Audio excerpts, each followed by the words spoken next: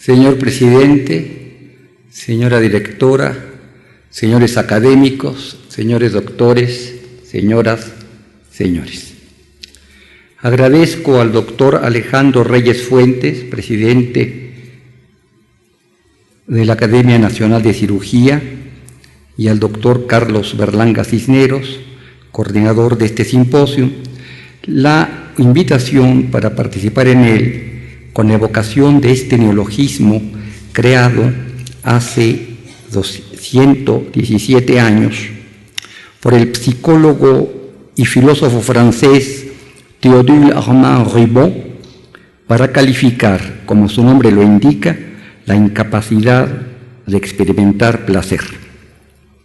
El término, cuya larga vida demuestra su utilidad, pues ha sobrevivido a otros neologismos propuestos a lo largo de la historia de la psiquiatría, muestra, por una parte, la necesidad que han tenido quienes la han construido de recurrir al griego y al latín con el fin de fabricar palabras y conceptos nuevos que ayuden a describir, si no a explicar, las complejas realidades clínicas que constituyen su quehacer cotidiano.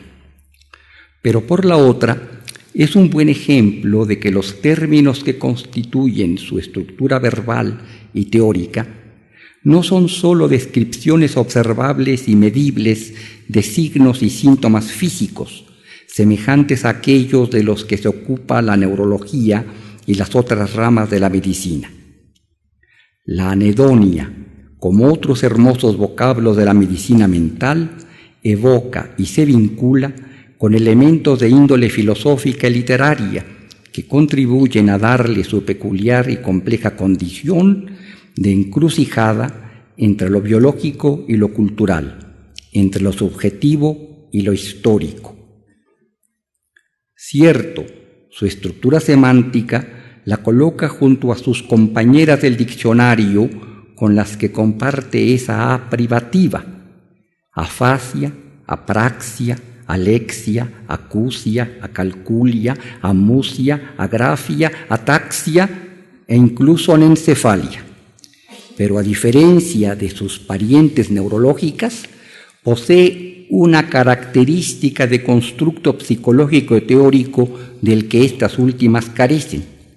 Habría que colocarla entonces más bien junto a atimormia, alexitimia, alexisomia e incluso ataraxia.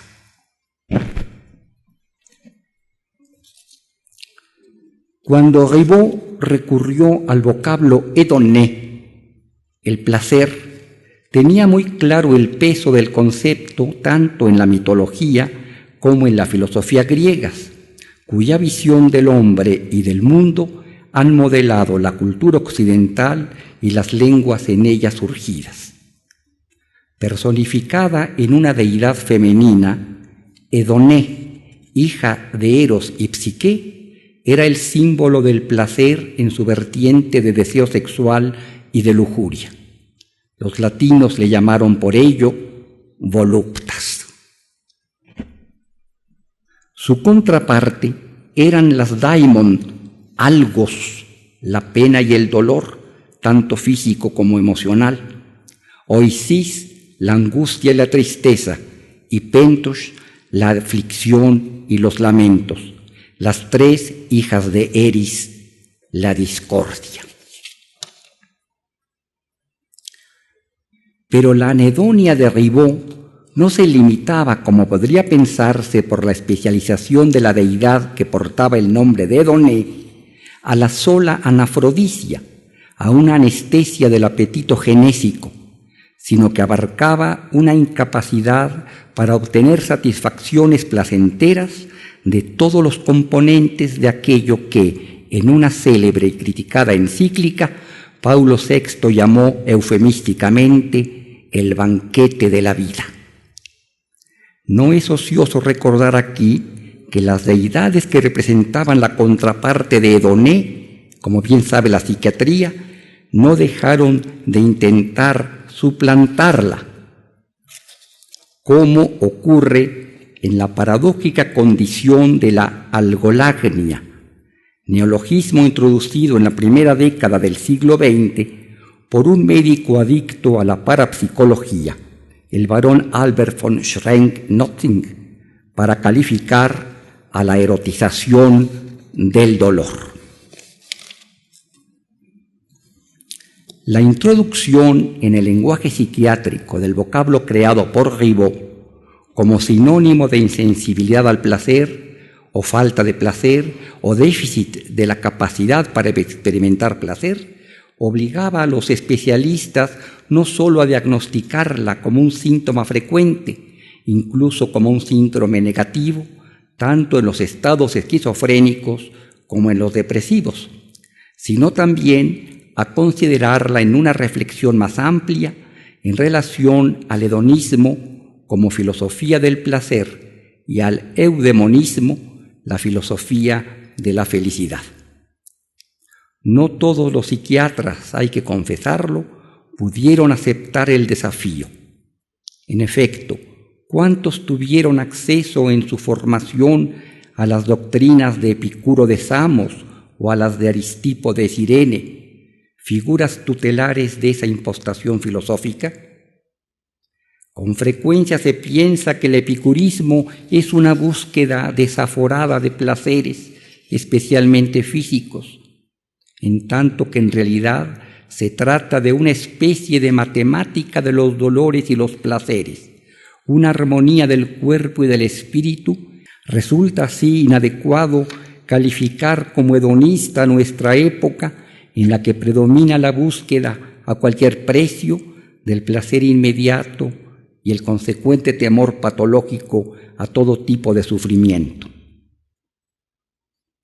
La anedonia debe, pues, contemplarse en relación a la ataraxia, ausencia de turbación, insensibilidad, indiferencia, propuesta como regla de vida por epicúreos, estoicos y escépticos. A diferencia de esta, producto de un arduo trabajo personal, la anedonia surge ajena a la voluntad del paciente, obligándolo al empobrecimiento de sus capacidades de gozo en el mundo, de la que es un claro ejemplo el personaje de El lobo estepario de Hermann Hesse. Un psiquiatra que sí conocía bien las escuelas helenísticas, Jean Delay, el introductor del primer psicofármaco moderno, la clorpromacina, trajo a la ataraxia al terreno clínico al describir bajo ese nombre la indiferencia que el fármaco producía en los pacientes que la recibían respecto de los contenidos alucinatorios y delirantes que los embargaban, y llamó ataráxicos a los neurolépticos o tranquilizantes mayores. De manera paralela al uso del término anedonia, perfilada con el tiempo ya sea como un rasgo de personalidad o como un estado de apatía afectiva de pronóstico reservado en el espectro depresivo, en 1922, dos psiquiatras franceses, Maurice Did y Paul Guiraud, crearon el neologismo de atimormia, del griego aprivativa, timos, corazón, sentimiento, afectividad, y ormé, impulso vital, para describir una pérdida o una reducción del deseo o del interés hacia las motivaciones que eran propias del paciente, una pérdida de impulso y de deseo para satisfacer gustos y preferencias, acompañada de un aplanamiento afectivo. El síndrome, que fue muy bien acogido por la semiología francesa, no se acompañaba de otros síntomas característicos de la depresión ni de otras anomalías de la función intelectual o cognitiva. Esta lesión global del vigor yoico se consideró patognomónica de la esquizofrenia, por lo que se podría decir que existe un cierto traslape con el neologismo de Ribot. Por supuesto que las escuelas anglófonas nunca adoptaron el de Did y Guiraud, no obstante describir útil y heurísticamente en un solo vocablo la condición esquizofrénica. En cierto modo, corresponde a los llamados ahora cognitive disorders. Los tres vocablos se traslapan a su vez por algunas de sus peculiaridades fenomenológicas con el más antiguo concepto de tedium vitae, hastío, aburrimiento, inapetencia para la acción y el gozo, presente en el estoico Séneca y en el epicúreo Lucrecio, síntoma melancólico o resultado del hartazgo tras una vida dedicada a la molicie, como en el poema de Oscar Wilde que lleva ese título, Tedium Vitae. El otro pariente neológico que hizo su aparición en la psicopatología 80 años después del de Ribot, y ciertamente relacionado con él, fue el de alexitimia, introducido por Peter Emanuel Cyfneus. Esta ausencia de palabras para describir las emociones exhibe igualmente un cierto traslape con su predecesor. Se caracteriza por dificultad para identificar y comunicar emociones, dificultad para distinguir entre emociones y sensaciones corporales, deterioro de la capacidad de simbolización, evidenciada por una pobreza de fantasías y otras actividades imaginativas, preferencia para enfocar acontecimientos externos más que experiencias internas. La dificultad para experimentar placer puede ir de la mano con la incapacidad para expresar en palabras estados afectivos. Cyfneus ha sugerido que la anedonia representa una disminución global e irreversible de la capacidad afectiva y que todos los pacientes alexitímicos presentan características anedónicas.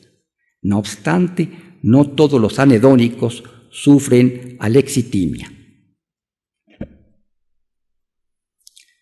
En nuestros días, la anedonia tiene nuevos avatares. El DSM-3 lo consideraba como un criterio de melancolía necesario, pero no suficiente. El DSM-3R y el DSM-4 han suprimido la característica de necesario, aunque sigue siendo un síntoma determinante de la depresión mayor. En esta última versión, el término anedonia se define como una pérdida del interés o del placer y se considera como un síntoma negativo, ya no un criterio, de la esquizofrenia, en tanto que el ICD-10 de la Organización Mundial de la Salud incluye para el constructo depresión somática una referencia a la pérdida de interés o a la capacidad para el placer. Por lo que respecta a los estudios neuropsicobiológicos, se ha relacionado recientemente a la anedonia con los modelos que intentan explicar la dependencia a sustancias, los síntomas de abstinencia y su búsqueda desesperada o craving en función del metabolismo dopaminérgico. Hay muchos estudios que sitúan su origen en las neuronas DEA10, pues los neurofisiólogos han descrito que su lesión produce un estado de anedonia muy intenso. Cabría preguntarse, sin embargo, si reducir a ese sustratum el rico background fenomenológico, psicopatológico, filosófico y literario del concepto no conducirá a un empobrecimiento teórico, a pesar de que tal vez en un futuro se logre encontrar una molécula que, actuando en esos sitios, pueda ayudar a los pacientes a la conquista del placer, primum movens de toda la actividad humana. Prefiero concluir con un relato clínico que es un interesante testimonio vivencial, psicohistórico y perteneciente a la medicina narrativa. Abderramán III, octavo emir de Córdoba y primero en usar el título de califa, que accedió al trono a los 22 años y duró en él más de 50, afectado de enfermedad sagrada, se ocupó en anotar cuidadosamente y con toda precisión el número exacto de días en que había sido feliz. Al acercarse a su muerte en el 961, escribió: «He reinado más de 50 años en victoria o paz. amado por mis súbditos, temido por mis enemigos y respetado por mis aliados. Riquezas y honores, poder y placeres aguardaron mi llamada para acudir de inmediato. No existe terrena bendición que me haya sido esquiva. En esta situación he anotado diligentemente los días de pura y auténtica felicidad que he disfrutado. Suman 14. Hombre, no cifres tus anhelos en el mundo terreno. Si este príncipe no era un anedónico, a fe mía que debe haber sido un señor muy exigente. Buenas noches. Gracias.